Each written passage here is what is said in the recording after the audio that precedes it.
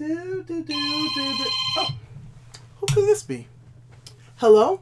Thank you for calling the Elder Scrolls Legends Helpline. How may I assist you today? Oh, you're a brand new player to Legends? You just recently started playing and you want help with an item battle mage deck? And it has to be budget friendly? Oh, you send over some messages with some extra detail? Let me open those up and take a look right now. Ah, I see. You already have the item Plunder and the Battle Mace. Well, we could help out with this today. What we'll do for you, and it'll be completely free because you're a special member of the Elder Scrolls Legends community. 1. We'll build you 2 different versions of a starter deck featuring all common, rare, and a very few amount of epic cards. No legendaries, so it'll be very easy for you to craft.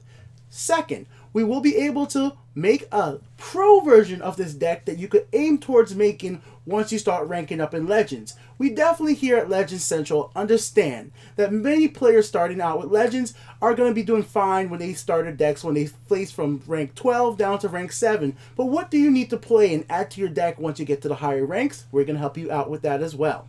And 3rd, you need to sit back and relax because this is going to be a very long discussion video. I'm going to show you step by step why each card is in the deck, how the deck works, and what cards you could replace from your collections. And we're obviously going to go through different match scenarios with this deck. So let's jump right into it and we'll help you out today absolutely free. Thank you for calling us.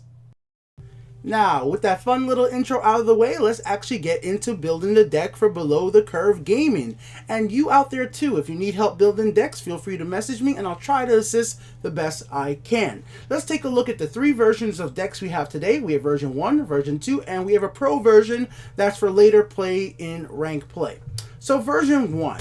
So we're going to talk about why the deck is built the way it is, and we're going to be showing some gameplay off version 1, version 2 of the deck. So please be noted, the first part of these videos are very long, where I talk about exactly what the deck can do, why the cards are in the deck, and what cards you could replace for other potential choices. If you just want to see the gameplay of the deck in action, skip ahead. But for the new players out there thinking about making this deck, if you're rank 12, rank 11, you might want to listen up because there are going to be little extra details I'll put out there that you might want to hear. So let's take a look at the deck real fast by clicking up here.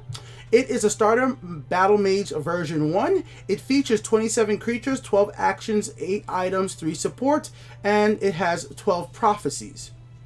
The deck was made this way so you could get an experience off the prophecy system, but not so prophecy heavy that you feel like you're a little weighed down by how the prophecy cards work, because a lot of the prophecy cards have disadvantages from playing from hand, whether that be the magical cost or just not having a lot of health to survive if it's a creature. So there's definitely some disadvantages for prophecy cards, but if you get them as prophecy, it'll work out, which you guys will see from the videos coming up soon. Alright, it has 29 creatures. Why is that? So you could take good advantage, strength creatures of Northern Firebrand, and definitely a lot of the creatures in here would be Northern Outpost, would be Northern Firebrand, which would be charged creatures. So let's just look over everything real quick. So there's 3 Northern Firebrands, 3 Crown Quartermasters. These are both common cards. They only cost, as you will see right here, cost 50 to soul summon. So if you need a soul summon, it'll be very cheap. And these are very early game cards. As with all starter decks, you need to put cards out there that would be highly easily for most players to get early in the game.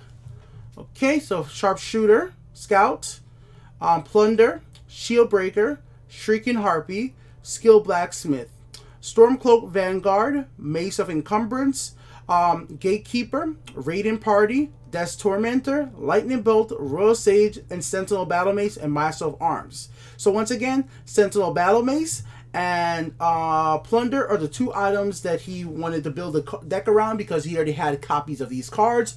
It's not that specifically this is the one way to make a deck like this. As much as this is a deck for him, I want this to be available to play for everybody.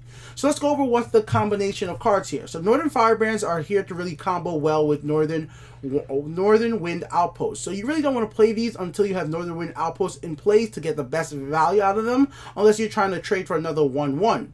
Crown Quartermaster is a good early card just because it gives you an item as well, and you can equip that with the item to hit the face, and by equipping it with the item, that gives it instant 3/1, which makes it unable to be affected by cards like Execute. The same thing with, you want to get out these Northern Wind Outposts as soon as possible, so your Northern Firebrand and many of the other creatures you have in here are not affected by things like Execute, because many of your creatures are going to start off as only 2 attack, and that's going to be very successful to execute and, well, getting taken out.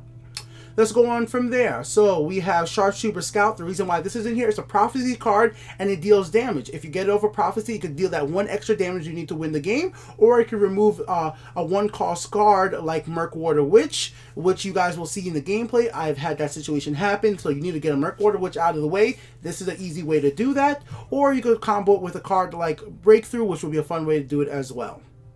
Shield Breaker, sorry, not Breakthrough. Plunder, obviously very simple. You activate it, turn 2, gives you random items. You never know what you're going to get, so if you want to play with the randomness of the game, this is a way to do it. Early game, I actually do like this card, because if you just start playing Legends, you obviously are not going to have enough Soul Gems to have Soul Summon every single item in the game. And even if you go ahead and play something like Versus Arena or a regular arena, Soul Arena, you still might not even see every item ever. So Plunder is a good way for you to experience a lot of items in the game, and by just getting a lot of random items from every attribute. So I do actually recommend you guys play with Plunder for a few games, just to have an idea how every single item works. This is something where I always recommend for new players. Playing with a card sometimes is very different than watching somebody play with a card, because you will be able to think of every combination once you have, like, oh wait, if I do this and this, it'll work out that way. Shrieking Harpy, very simple. It'll give you a Prophecy card that can slow down your opponent. So if your opponent puts out something that might really kill you faster, this will stop that. And obviously it combos well with Death the Tormentor. Okay, and then we go Skilled Blacksmith will actually make the cost of the items like Shield Breaker and you get from Plunder cost less. So that's the combination of Skilled Blacksmith. That's why there's 3 of them. I highly recommend you get 3 of these cards, even though they're rare cards. As you guys see, most of the other cards so far have been common, but like I said, he already knows he has Plunder, so we'll let Plunder be. Stormcloak Vanguard is a common card. When it gets killed, last scratch, it comes into a 4 cost, 4 magicka, 5/5, no effect.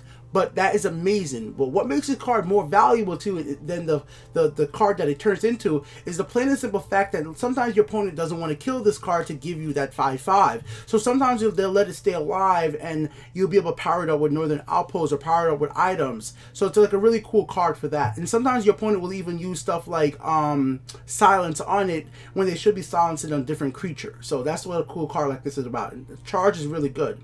Mace of Encumbrance is very obvious, like I said before. Comboing that with Death the Tormentor will help you remove some cards. This is the slower version of the deck. Version 2 is going to be a lot faster, so don't worry. I know some long-time players will be like, oh, what about Orc Captain, Chief? Yeah, there's a version I'm going to show you guys that's a lot even faster than this one, which you will see from the gameplay as well.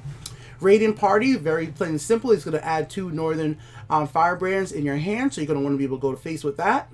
Then we have Tormentor here, Lightning Bolt, which is another common card. Royal Sage is another rare card. Royal Sage is in here because this deck is a very good deck to always have high curve of, you're going to have more health early game. By turn 4, odds are you're going to have more health than your opponent. And let's say you have a bunch of Northern Firebrands or quarter or Skilled Blacksmith, being able to get them to have action could really, a ward or like, let's say, drain if you need to come back. It could really help you out. Definitely ward would definitely help a lot. Sentinel Battle Mace is what you requested for this deck, so here it is. It definitely works great with cards like Northern Firebrand. And Master of Arms will take advantage of all the items you play throughout the game. You could get them back, so it will combo well with Mace of Encumbrance. And some of you guys are probably thinking right now, where's Gardener's Sword? Where is Merrick? Merrick is not going to be in this deck because Merrick is a legendary card, and we'll talk about Merrick later on as well, right? Battle Mage Onslaught, I think it's too slow. It's not a bad card at all, but I think it's too slow for a starter deck, so I'm not going to put it in here. Same thing goes for Daggerfall Mage. Cards like those, once again, those are legendary cards. We're not going to add those to the deck as well. So that's why that's not there. And to anybody wondering where are all the Dark Brotherhood cards, where are those are not in here? Well, obviously, I had this problem with other starter decks. Some people just don't have these cards. So there are no Dark Brotherhood cards in this deck because I want it to be a very core or Heroes of Skyrim centric around the deck, because Elder Scrolls Legends, Bethesda, and Direwolf give out a free Heroes of Skyrim deck when they start the game, so that will have some of the cards you might need, or you can soul trap them and get Heroes of Skyrim packs. So I expect people to have Heroes of Skyrim decks cards early on. But Dark Brotherhood, some people don't want to go ahead and buy that or go ahead and soul summon that right away. So we're going to avoid that. But it's not to say that cards like right here, the Protector of the Innocent is very good in a deck like this. You could even replace that with something like Heroes of Shrieking Harpy. But in fact, I would actually replace it with a Desert Tormentor and go with a Protector himself, because it will combo even better with something like Northern Outpost. The reason why Tormentor is in this version 1 of the deck is because late game, if the game goes past turn 8, you might want to have some ways of using these Maces of Encumbrance coming back from the graveyard for massive arms, or using Shrieking Harpy to remove some creatures or some guards that are in your way if you don't have enough shield breakers, or if you used all the ones you had. Alright guys, so that's a quick look at version 1 of the deck. Let's look at the even faster version, version 2. Version 2 seriously is even quicker. Alright, here we go. Let's take a version 2. I probably should have changed the icon just so it looks a little different. So we'll just put up here. There we go. So version 2 is essentially the same exact deck, but just even quicker. What is different? So we have right here a lit. So this one does deal 2 damage to your to each player.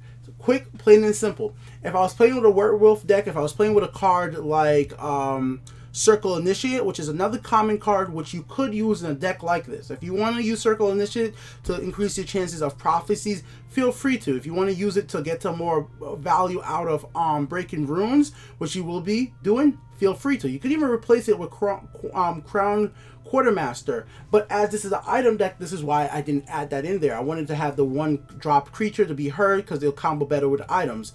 And as you guys see, I dropped down to 1 Master of Arms because this deck is even faster. It's not necessarily going to need it. So this is difference. And then we have Orc Clan Captain. So this gives every creature you summon +1. So you're going to want to use this combo in with the Northern Firebrands to just hit the face quick. Stormcloak Vanguard, the Radiant Party, Gatekeeper as prophecies, or if you have to do directly from hand. All that in one lane is super darn powerful. Then you can finish off the match with lightning bolts if you need be, if you can't get that extra reach. There you go. And Sentinel Battle Mace on something like a Northern Firebrand with an Orc Clan Captain out in play could really give you the game. Or even if your opponent just has 2 health left and you draw this card, it could hit the face. So you're going to be going fast. You're going to really hope that your opponent doesn't get any prophecy guards to stop you. And if they do get the guards, you got the shield breaker to get it out of the way, or you got lightning bolt to remove it out of the way as well. And then Massive Arm could recycle some of those items. So I'm trying to make it an item deck that you want to use the Plunder, use the Battle Mace, but I don't want to make it too much of an item deck. This is not going to be such a heavy item deck that it's going to basically focus on that way for... because I think if you're going to be playing item decks right now, I really like Sorcerer item decks. I think those are really good versions at the moment. Alright, so that's a look at the version 2. A video of the deck in action coming in 1 second. Now let's go over to the Pro version. Now this version, I'm not going to have no video off it in the match-wise, but it's something I wanted to put together to give you a little guideline of cards you could potentially add to this type of deck to play off of leveling up, getting... well, basically legendary items and getting legendary creatures. So let's say you are now rank 7 and you've opened a lot of packs, you've won a lot of games, you got a lot of legendary creatures. You will probably have some of these cards. So we got to start from bad. Merrick. Merrick is a very good card to have in a deck like this because plain and simple situation is Northern Firebrands with Merrick are just so good. If you could have a Radiant Party, or let's say you have a bunch of them from drawing them, then you play Merrick, that's straight to face. Everything, well, those 3 creatures are all going to have charge and they're all going to get an item. It could be enough push to win you the game. This is going to be really helpful. Belittled Giant. This is a very good long game. So this deck is going to be a longer version of the deck, right? Belittled Giant might be something you want to add in there eventually, just because of the fact that it removes supports, unsummons enemy creatures, and unsummons your own creatures. So let's say for whatever reason you're playing against a Ramp Scout or just a regular Scout deck, and they have been able to put up Preserve the Root. They're just putting up all these crazy guards. They're putting up stuff like the Lookout card that gains health every time a dragon is summoned, or Sheer Pit Dragon. It's just dragging the match out for longer than you really want the match to last. Being able to unsummon some of those creatures will be very valuable, or even if you want to unsummon your own Merrick back to your hand. So let's say, like, let's say your opponent has a whole entire right lane just guarded up, right? And you have Merrick there, and you're like, I all my other creatures are dead, all my firebrands are dead on that lane, but you still have more Northern Firebrands in your hand because you played Bannerman earlier, which is one of the other cards I just added in this to talk about this. So you have 3 Northern Firebrands in your hand. Unsummon Merrick using Blithering Giant, because let's say you have enough health to know that you're not going to die next turn. Then the turn after that, right? You have enough magic, you could put the 3 Firebrands in the left lane if there's no guards over there. By playing Merrick, now you might have enough damage to push the face. Even if there is a guard in the left lane, you might get an item just enough to hit that creature out of the way and then hit the face and win the match. So that's just some of the things you got to think about when you're using Blithering Giant. You don't want to only use it on your own creatures. You could even use it on something like Massive Arms. Let's say you play Mace of Encumbrance twice, right?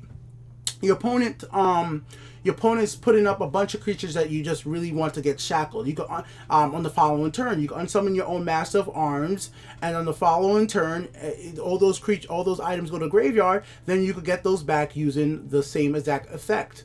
You just gotta be careful because you have Daggerfall Mage is another option for a deck like this, because every time she attacks, she's gonna be able to give you a Tome of Attrition, which is the book that gives you 2/2 and draws cards. So that could help you keep cards in your hand. But how do you keep these cards alive? Obviously, we still need to be wary of control mages. A lot of these creatures only have freaking 2, attack. So that's the point of Corsair Ship. Corsair Ship, 1, gives you a creature. 2, gives every single creature you summon a dagger, making their attack go up. So if you summon up Daggerfall Mage after the fact, now it's not going to be able to take out by execute. Now your opponent would have to use something like Piercing Javelin or hit it once and then use a Lightning Bolt. So that's the whole entire point there. Because control mages will try to give you definitely a lot of problems with a deck like this. Right now we're down to 2 Northern Wind Outposts. Now, once again, this is just me giving you guys suggestions of different things you could do once you go into the pro version. Obviously, you got to depend on where you want to go. It's not that this necessarily is the best version of the deck. These are just cards I've put in here for you to think about that could possibly work with the strategies that we've laid out before. Now, let's just say you want to use my Pacific deck, the one I have right now. The card I would tell you to take out below the Curve Gaming is Sentinel Battlemaze. I know you like this card and you may already have it, but I actually think a better choice for a deck like this is to have some type of silencing ability. And Earthbound Spinner is a really highly valuable card in the meta and in casual play, even in freaking versus arena. It's a great card. It deals 1 damage and silences an enemy creature. I would highly suggest you try to fit this into your deck at some point, because it might be that little extra damage you need to silence a guard or take out a really powerful creature that has ward, and it really will give you that extra little push you might need. So as great as something like Sentinel Battlemaze is, I think this is a better card overall. Just overall, I think this is a better card for a Battle Mage deck. Rapid Shot, I'm still going to keep the Rapid Shot. It's a really good overall card. But let's say if you want to play another way, a strategy, right? You could take out all the actions. Let's say you take out the Plunders, take out Lightning Bolt. You might want to eventually, once you get them from packs, test out Wither Hand Cultist. Try out a very item-heavy deck. Try out like using stuff like Huntsman's, who deals 1 damage. Think about different ways you could go ahead and play the deck without actions. This is something I think a lot of new players should learn.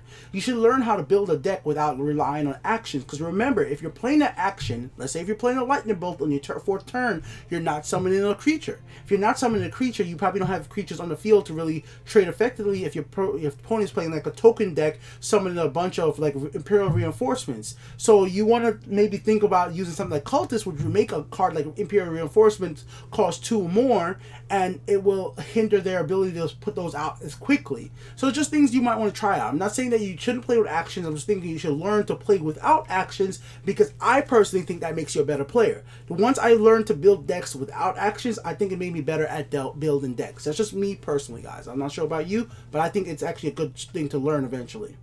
So yeah, there you go, guys. That's just a quick version of a professional version of the deck. Obviously, certain things can be changed. The only thing else to mention, if you're going to be going heavily on items, you might want to go ahead and try out a Gardener's Sword. The version we have right here with only 8 items and Plunder. I don't specifically like the Plunder Gardener's Sword combo, because if you use Plunder on turn 2 I don't like to place Gardener's Sword out there in most cases without him already instantly gonna get the effect. So, but Gardener's Sword is a good way to combo all this. Now, last but not least, I just want to show you an item deck that I use. It's not a Battle Mage deck, but it's literally one of my favorite decks in the game right now. This is just me personally. I called it Master Dragon Master Dragon Mask. So it's a Master of Arms deck and featuring Dragon Priestess Mask. It's a whole combo here, guys. I consider it a turn 9, turn 10 win deck. Some players hate, higher ranked players hate Dragon Priestess Mask. I understand it's a highly cost item, but if you could make everything work in this deck, it will really work out for you. Because if you could get Master of Arms out, you on turn 9, you play Gardener Swords, then you play Master of Arms. If you've already played if you play Dragon Priestess Mask on a creature that has went to the graveyard now, and in your graveyard you have, let's say, 2 Mace of Encumbrance and 2 Tome of Attrition, right? Now when Master of Arms goes out, all those Tomes of Attrition are going to draw your cards, and now you're going to be able to shackle up to 4 creatures just from having Gardener Swords and Master of Arms out.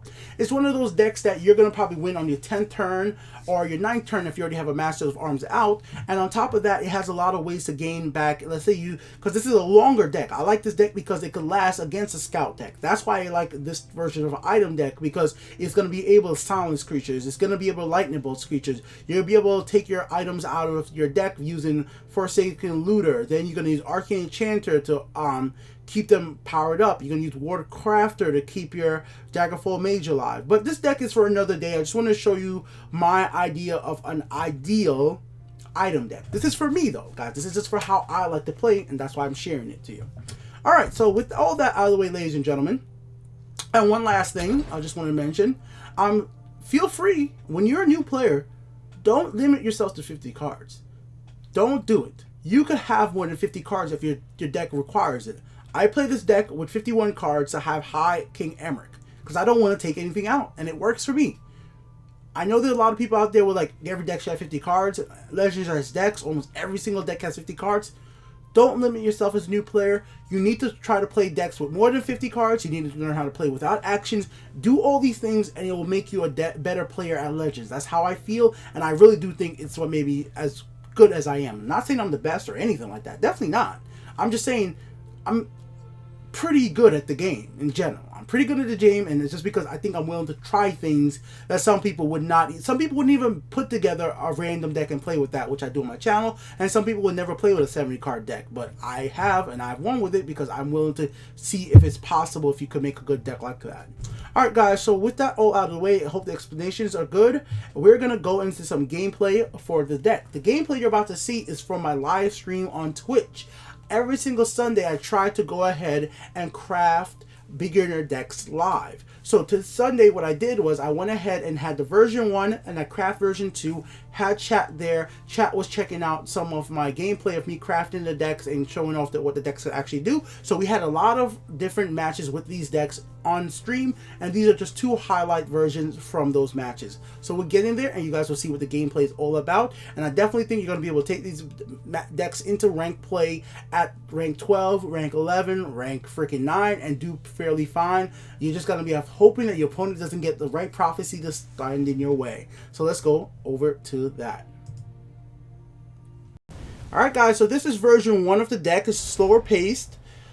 Starting out hand, you still want to get not Masters of Arms, and not she's not a great start either. Harpies are a horrible start. I would have preferred to get my Northern Outposts. Okay, at least we could combo Harpies with Death the Tormentor. Alright, thanks for all the information in chat, guys. You guys really helped out. So I'm streaming this on Twitch every Sunday. I always like testing this stuff out, obviously. So here we go. Close ranks, let nothing through. It's an aggro heavy deck, so we are gonna go face. My opponent might use a Firebolt to or something else to remove my creatures.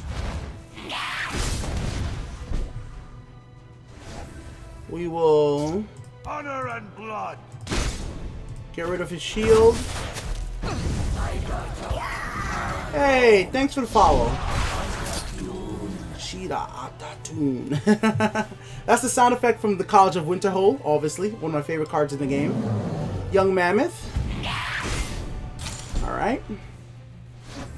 We will trade here.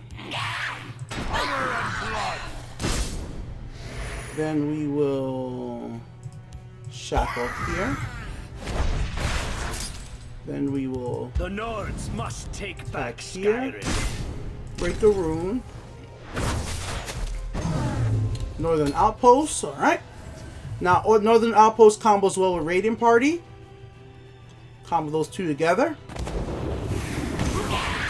Don't blame my opponent for doing that at all. In fact, it's overall it's a very smart move. Come and warm yourself. The Nords must take back Skyrim. Skyrim. Okay, so then we will Or attack Ulfric face. Stormcloak. These the last grass effect on these cards turn into strong monsters, so it's fine. Him breaking runes. I have plenty of prophecy cards in this deck. Fortunately, we already got 2. He's gonna why? Why would you do that?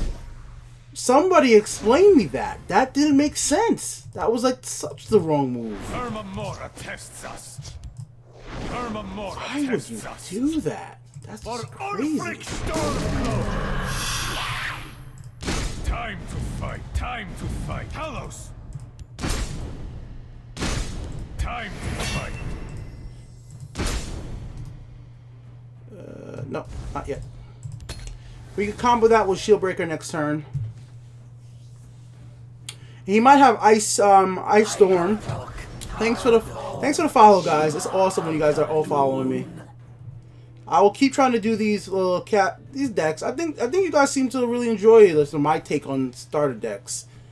Like I'm always willing to build around what you guys want more than. There you go. Finally, this. Yeah, I mean, that would have been crazy to do anything else. I don't know what he was doing last turn. Okay. I keep a spare blade in my boot. All right. Fires of Alduin. Talos. All right. Time to fight. So, item deck it is. Attack. Oh yeah. So once again, version 2, version 1 is slower than version 2, but it still holds the same basis. It's still about hidden face overall. It just does it slower and a bit safer. That's because of the Shackles and Death's Tormented combo. But it's a completely deck of all common, rare, and a few epic cards. No legendary cards whatsoever, so a new player could craft it. Thanks for all the follows, guys. My God. Sheesh, the follows are coming in. So that's version 1 right there, guys. Alright, here we go, guys. Here's another match with the version 2 of this starter deck. We will keep everything but... No, actually... No. I want to get my supports. Yeah, there we go. I want Northern Outpost. It's a good early card to get, especially when you combo it with a Raiding Party. It's a better starting play. Thanks for the follow. Thank you so much, guys. I usually do these on Sundays. This is when I usually do my starter deck crafting. Drop. Yeah, I just got a drop, guys. So, yeah, keep shouting out in chat. Who knows? Maybe you'll get one. So, we'll put this over here.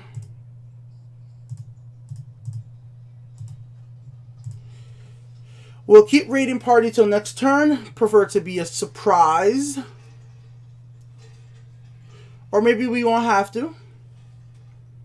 Okay, this works out excellent. We don't have to do Raiding Party yet. We probably still will, but we don't really have to. Alright. So now we will hit this up.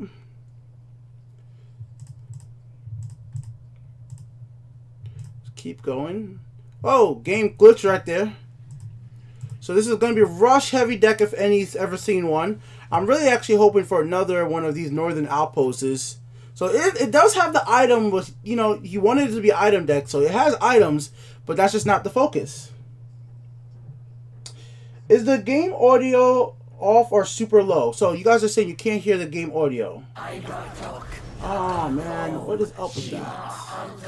I will try to fix it after this match. I do apologize because I don't know why the game audio. I'll fix it after this match. Give me a moment, guys. Give me a moment. We'll fix it.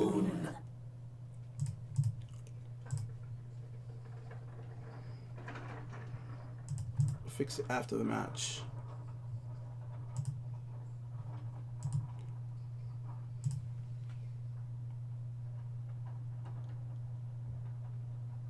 Yeah, my computer restarted and my audio right now is switched between my monitor and the game. So if you guys can't hear the game audio, I do apologize. Try to take care of that next.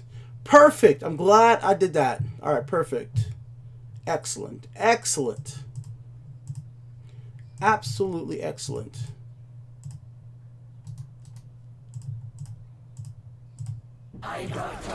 Alright, we'll keep the shield breaker. We will...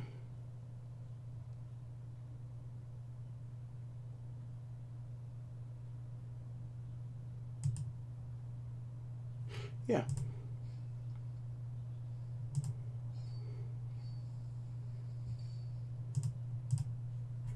Yeah, we'll do that. Do that, let him trade here, put this down here, go to face. I think that's fine.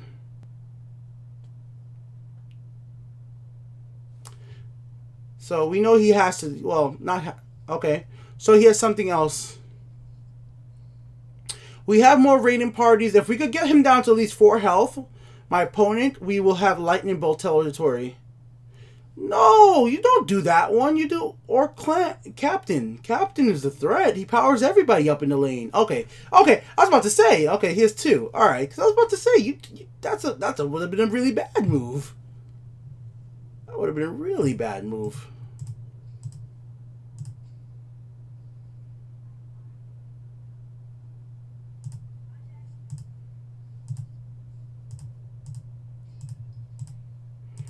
If you wonder why I put the item on my strength creatures, remember I get powered up, so you know everything combos off the strength instead of putting it on the mommy.